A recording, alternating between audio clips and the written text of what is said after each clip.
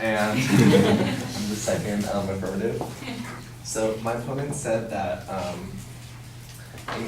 increase in minimum wage will decrease the amount of workers, and we agree with that, but it will not provide an adequate standard of living for the current workers right now.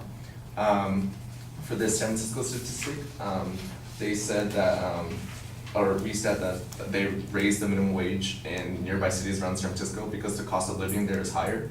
And there's actually no statistical significance that the unemployment rate actually went up in that city or in the surrounding cities in the Bay Area. Also,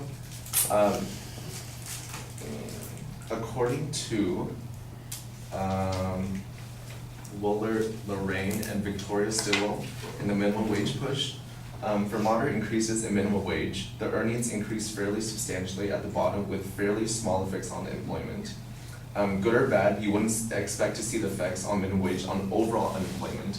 So we're looking at this in the bigger picture where the overall employment in the city, state, and country won't have a really big statistical significance of unemployment going higher or lower.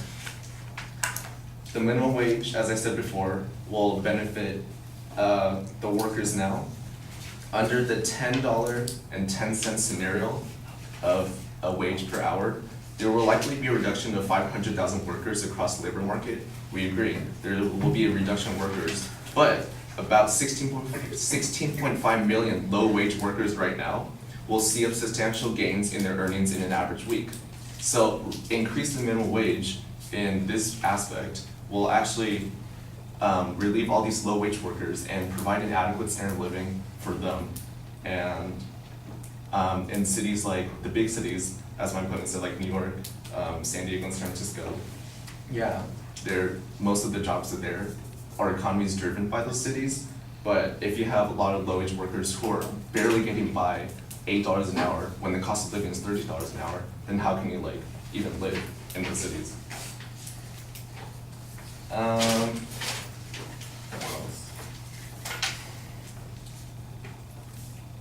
According to Covered Rice, what really happens when you raise the minimum wage, Think Progress RCC, the Congressional Budget Office, the CBO, released a new report on Tuesday on the impacts of raising the minimum wage to $10.10 an hour and $9 an hour. It is found that the wage of $10.10 an hour minimum wage implemented by 2016 will mean higher earnings, as I said before, for 16.5 million workers, resulting in $31 billion more in higher earnings.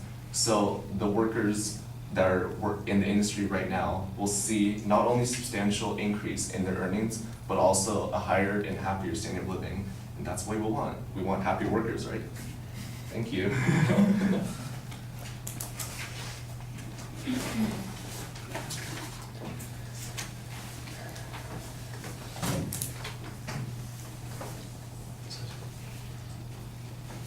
It is, but nobody knows it.